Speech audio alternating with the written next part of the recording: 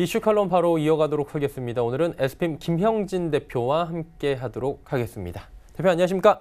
네, 안녕하십니까? 예, 시장이 지금 조정이 좀 세게 나오는 것 같다. 이평선도 지금 뭐 이탈했다라는 얘기들이 있는데 이게 근데 또 잘 봐야 되는 게 단순히 잠깐 실망감에 나오는 건지 아니면은 지속적으로 좀 빠질 수 있는 그런 쪽으로 간 건지 봐야 되잖아요.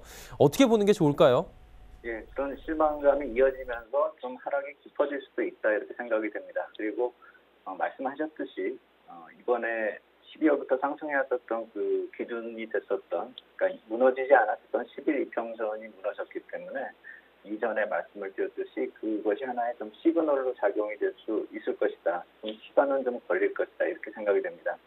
대북 경협주 자체들이 그 종목들이 모멘텀을 상실하면서 급락을 해버렸기 때문에 또 시장의 한 축이 좀 흔들거린다 이렇게 볼 수도 있겠죠.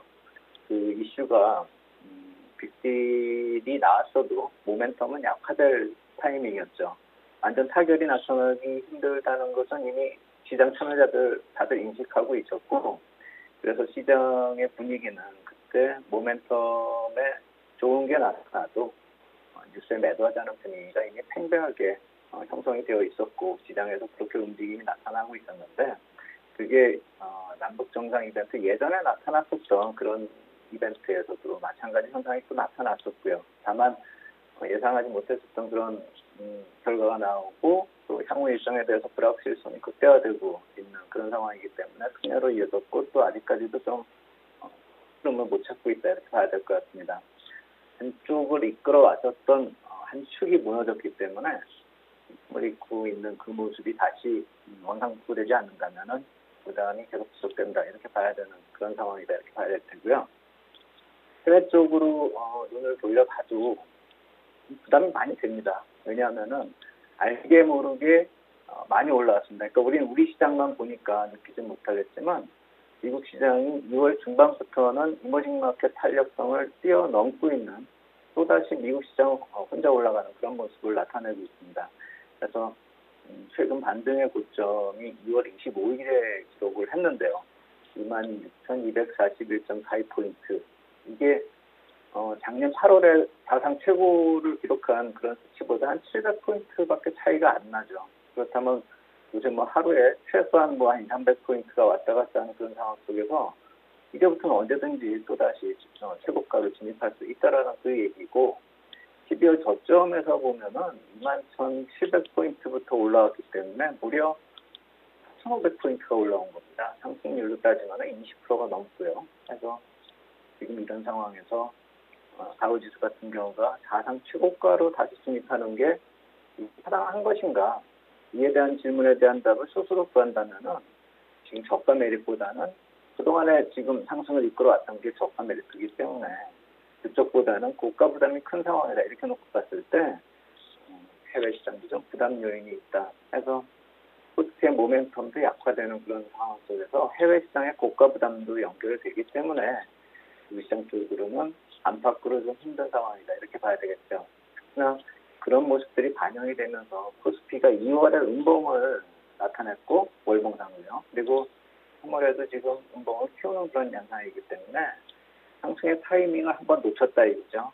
남들 오를 때 못 오르고 조정으로 진입되는 상대적으로 좀 억울하기도 한 상황인데, 우리가 한 가지 여기서 긍정적인 요인마저도 반영이 안 되고 있다는 점을 한번 봐야 될 것입니다. 2월 말에 경제 지표가 나왔는데요. DSI 전망치나 소비 심리가 개선됐다라는 그런 기다려왔었던 경제 지표의 개선 같은 그런 호재성 재료도 나타났는데, 이게 뭐 베트남 쪽 소식에 완전히 묻혀버리고 또 시장의 상승이 그동안에 컸었기 때문에 이 정도 모멘텀으로 반전되기는 좀 역부족이었다 이렇게 봐야 되겠죠. 그래서 좀 더 확실한 경기 흐름을 개선하고 기업이익의 저점 확인이 좀 필요할 것이다. 그렇기 때문에 조정의 폭이 아주 깊다 뭐 이렇게까지 얘기는 못하더라도 시간이 좀 필요한 상황이 되었다 이렇게 봐야 되겠고, 대내적인 그 환경 요인 외에요. 시장 내적으로 이렇게 그동안에 지켜봤었던 분위기적 지표요. 초반에 말씀을 드렸듯이 10월 이평도 하향, 10일 이평도 하향 이탈했고, 또 12월 저점 이후에 지속되어 왔었던 그런 지지선이 무너지면서 1차 매도 신호가 나타났는데, 그 이후에도 바로 회복을 못하고 추가적으로 기술적 지표들이 악화되고 있다는 것이죠. 21 이평도 이탈을 했고 삼선 전환도 같이 좀 중기적인 지표도 좀 악화되는 그런 모습이기 때문에 다시 호전되기 위해서는 약간 좀 시간이 필요한 상황이다. 그래서 말씀을 드리겠습니다. 그리고 수급을 좀 당연히 봐야 될 것 같은데 1, 2월 랠리를 이끌어온 건 사실 외국인들이 이상하리만큼 우리 시장에서 많이 사줬고 그 약간 위기라고 했던 전기전자 업종을 특히나 많이 사면서 지수를 끌어왔잖아요. 근데 외국인들이 지금 지속적으로 뭐 계속해서 하루에 1,000억 원 정도씩 팔고 있다는 거죠. 현물 시장에서. 어떻게 봐야 됩니까, 이 부분은? 네, 맞습니다. 우리가 단순히 우리 쪽 기술적 지표만을 논할 수는 없죠.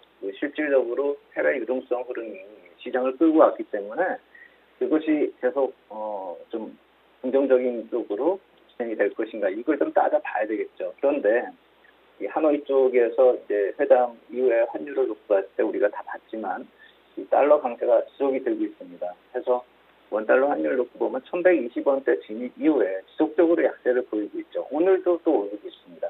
그래서 이런 달러 방향의 변수 요인들이 우리나라 요인만은 아니다. 이걸 봐야 될 것 같습니다. 그래서 달러 인덱스 쪽을 우리가 놓고 봐도 달러 자체가 강하고 그런 상황이 지속되고 있기 때문에 단순히 우리나라 쪽에 악재가 발생이 돼서 이렇다 이렇게 볼 수는 없고 컨트롤 리스크다 이렇게까지 확대 해석할 필요는 없는데 중요한 것은 달러의 방향이 지금 계속 상방 쪽으로 가고 있다는 것입니다. 그래서 이 달러 방향을 만드는 변수 요인들을 우리가 놓고 봤을 때 미중 무역 협상이 아직도 남아 있고요. 또 유로존 경기 흐름 쪽도 별로 이렇게 좋은 흐름이 아닌 상황에서 브렉시트 이슈까지도 지금 불확실성을 키우고 있죠. 하니까 당연히 달러가 강세가 나타날 수밖에 없다라는 것이죠. 그래서 이번 달러 인덱스가 아마 제가 지난달에 말씀을 드렸던 것이 작년 12월 고점을 2월에 97 레벨까지 근접을 한 다음에 꺾였다 이렇게 말씀을 드렸는데 다시 또 거기까지 올라오고 있는 상황이기 때문에 부담이 될 수밖에 없는 것이죠. 만약에 여기서 이것을 치고 올라간다라고 한다면 상당히 부담이 될 수가 있기 때문이고요. 그래서 이러한 재료들이 3월 말까지 계속 주기적으로 이벤트성 요인으로 반영이 될 것이기 때문에 이쪽 요인이 크게 개선될 가능성이 별로 없다라는 것이죠. 그래서 달러 흐름의 변수가 2월 후반부에 이어서 지금 완급 조절 반복 중이고 앞으로도 그럴 것이라는 점은 참고할 필요가 있어 보이고요. 또 하나는 제가 2월 달에도 국채 입찰 일정, 미국 국채 입찰 일정 부담이 되면서 달러 쪽을 좀 부담스럽게 볼 수가 있다라는 그런 일정을 말씀을 드렸는데 이번에도 또 그것이 연결이 됩니다. 하필이면 이 다음 주부터 바로 연결이 되는데 3월 11일부터 13일까지 단기물이 한 1,600억 불, 그다음에 중장기물이 한 790억 불. 그래서 합하면 뭐 한 2,490억 달러이기 때문에 절대 규모 자체는 2월 대비해서 좀 감소를 하긴 합니다. 그런데 이게 또 단기에 이렇게 몰려있는 그런 상황이고 지정학적 불확실성 우리나라 쪽에 있는 그 문제하고 더불어서 브렉시트 같은 아까 말씀드린 정치 이슈하고 맞물리기 때문에 달러 강세 요인 가능성이 높은 재료가 중첩이 됐다는 점. 꼭 2월 말하고 비슷한 상황이라는 것이죠. 그래서 다음 주까지는 조정이 좀 더 이어질 수가 있는 상황이다. 그걸 좀 감안하고 시장 대응할 필요가 있겠다 이렇게 말씀을 드리겠습니다. 뭐 결론적으로 보자면 뭐 많은 분들이 이미 알고 계시겠지만 이렇다 할 모멘텀 없고 좋을 게 하나도 없는 시장이기 때문에 그러면 당분간 조정이 올 것이다 이렇게 저희가 바라보면서 좀 대응을 하는 게 맞을 것 같은데 이 부분은 어떻게 보십니까? 네, 근데 이제 이 조정이 항상 말씀드리는 것이 지수 조정도 있고 기간 조정도 있다 이렇게 봐야 되겠죠. 그런데 지수 조정 쪽은 조금 이따 다시 말씀을 드리겠고 지금 기간 조정이 나타날 수밖에 없는 이유는 아마도 이 매물대에 대한 설명을 전에도 했었던 것으로 기억이 나는데 지수 상단이 좀 막혀 있다라는 것이죠. 그래서 2240포인트 이상의 매물대의 소화 과정이 필요한데 모멘텀이 약화됐기 때문에 어떤 모멘텀의 변화가 나타나고 시장의 거래량이 살아나고 하는 그런 변화가 필요한 거죠. 그래서 올해 1월 초에 매물 소화 과정하고 비교해서 그러한 상황으로 긍정적인 상황으로 이어져도 추가적인 소화 과정이 필요할 텐데 지금은 무엇보다도 모멘텀 변화가 나타나야 되기 때문에 지금 그것을 확인하고 시장을 접근해도 늦지 않는다. 이 말씀을 드리는 것이죠. 또 아까 방금 전에 말씀드렸었던 이 낙폭 관련해서 생각을 해봐도 우리가 보통 상승폭의 한 24% 조정을 보이는 상승 추세가 지속된다 이렇게 볼 수가 있겠죠.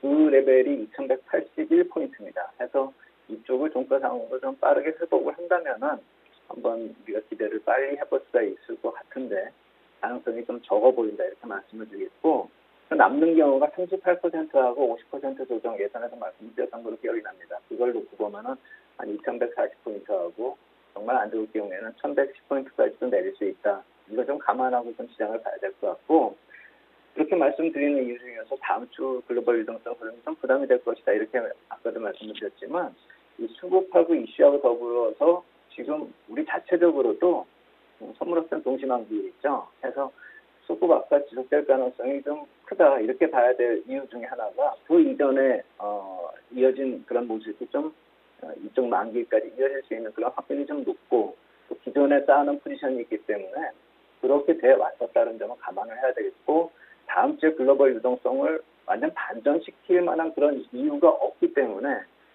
이번 선물업종 동시만기는 좀 부담이 될 수가 있겠다 이렇게 생각이 들고 물론 이러한 조정 흐름을 이용해서 우리가 포트폴리오 조정의 기회를 이용할 수도 있겠는데 그건 중기적인 관점에서 놓고 봐야 되는 그런 관점이기 때문에 단기 전략에는 포함이 안 될 테고 우리가 단기 전략을 생각을 해본다라고 한다면 종목 흐름을 볼 때 종목 흐름까지 다 죽어버린 건 아니거든요. 그래서 이러한 조정이 나타날 때는 중기 포트폴리오 먼저 구성한다라기보다는 종목별 대응, 즉 단기 대응으로 우리가 시장을 볼 필요가 있지 않을까 이렇게 생각이 든다 이렇게 말씀드리겠습니다. 자, 그렇다면 이제 종목별 대응이나 뭐 순환매 장세를 대비해서 이런 전략들도 필요할 것 같은데 어떻게 하는 게 좋을까요? 네, 그래서 이제 오늘 이쪽을 좀 흐름에서 이쪽이 좀 중요하다라고 생각이 돼서 이쪽 부분에 대해서 좀 약간 작성을 좀 해봤습니다. 해서 트레이닝 시즌으로서 들어가고 있기 때문에요. 해서 60일 신고가의 의미를 좀 찾아보자 이런 취지로 좀 작성을 해봤습니다. 해서 금일 기준으로 60일 신고가를 찾아보니까 필라코리아나 뭐 신일산업이나 롯데하이마트, NHN 엔터테인먼트, 한샘, 효성, 뭐 롯데정보통신 이런 종목들이 나타납니다. 이 특징들이 중국 관련주나 내수주나 재료보유주, 정책 관련주죠. 그래서 2월 말 이후로 보면은 이런 경기 관련주가 좀 많이 뒤로 밀려나고 이슈하고 재료 관련주로 분위기가 좀 많이 달라진 모습이나 해서 이 코너가 이제 종목을 뭐 논하는 시간은 아니기 때문에 너무 자세히 들어가지는 않겠지만 항상 60일 신고가를 계속 말씀을 드렸고 앞으로도 말씀드려야 될 것이기 때문에 여기에 대해서 좀 부연 설명을 하고 또 이런 종목들이 강하고 지금 시장 속에서 움직이고 있기 때문에 부연 설명을 좀 한다면은 이 60일 신고가 종목 중에서 제가 롯데정보통신 같은 경우를 아예 예를 들어서 지금 이번에 분석을 해봤더니 이 롯데정보통신 같은 경우는 뭐 간단히 정리하면 통합솔루션 업체죠. 어떤 SI 같은 그 통합솔루션으로 정리될 수 있는 그런 사업 영역을 구축하고 있는데 최저임금제가 강화되면서 각 그룹사가 온라인 사업을 강화하는 추세죠. 그리고 자동 제어 시스템까지 포함하는 스마트 제품 진행 중이고요. 그래서 자동화, 뭐 무인 점포 이런 형태의 변화가 나타나고 있는 것이죠. 어떻게 보면은 앞으로 좀 향후에 나타날 수 있는 이런 변화 요인이 그대로 반영이 되고 있는 주가다 이렇게 볼 필요가 있는 것이죠. 비슷한 영업 구조를 가진 신세계그룹 쪽도 신세계 INC 같은 계열사가 있는데 그와 주가도 비슷하게 움직이고 있는데 제가 말씀을 드리고자 하는 것은 이런 기본적인 펀더멘탈 얘기를 하자는 것이 아니라 이러한 종목 접근에 있어서 60일 신고가를 낸다면 많이 올라왔다고 이렇게 볼 수도 있는 거 아니겠습니까? 해서 기술적 분석을 통해서 세심한 접근이 필요하다는 것이죠. 그래서 이 종목만을 놓고 봐서 예를 들어서 말씀을 드리면은 이 과거 상승 흐름을 좀 비교해서 분석할 필요가 있습니다. 보통 우리가 좀 짧게 분석을 하면 120분 봉으로 볼 수가 있겠죠. 뭐 일봉으로 보는 경우도 있겠지만 저 같은 경우는 120분 흐름으로 이렇게 분석을 하는데요. 이 종목 같은 경우는 과거 상승 때 나타났을 때마다 이 93개에서 97개 봉을 형성하면서 숫자상으로요. 그렇게 해서 상승을 이어왔고 상승률은 35에서 40% 정도가 됩니다. 이게 항상 정확하게 반복이 된다 이렇게 볼 수는 없겠지만 비슷하게 이어질 가능성이 높기 때문에 확률상의 접근을 논하는 것이죠. 그렇다면은 최근 상승이 지금 90개 봉이 진행이 됐고요. 상승률로 따지면 26%, 오늘 상승까지 26% 상승했다는 것이죠. 그래서 60일 신고가 종목이 특징이 있고 배경이 좋고 펀더멘탈이 다 좋기 때문에 그런 현상이 나타나는 것을 이해하겠는데 이 시점에서 매수가 들어가야 하느냐라고 놓고 봤을 때는 그것은 아니라는 것이죠. 제가 이 말씀을 드리는 이유는 60일 신고가 종목이 중요하긴 중요한데 어느 타이밍에서 들어갈지 조정이 어느 정도 받을 때 들어가야 될지를 전 투자자가 가늠해서 접근해야 된다는 것이죠. 그래서 이 종목 말고도 60일 신고가의 특징들이 그러한 과거의 흐름들이 반복이 되는 경향이 있기 때문에 과거 흐름을 분석하면서 조정 시에 좀 진입 시점을 찾아보자.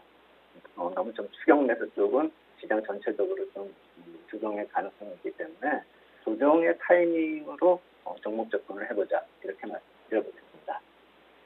네. 지금 시장에 대해서 하나하나 좀 들어봤고요. 어떤 전략들이 일단은 지금 시장이 맞춤형 전략인지까지 함께 이야기해봤습니다.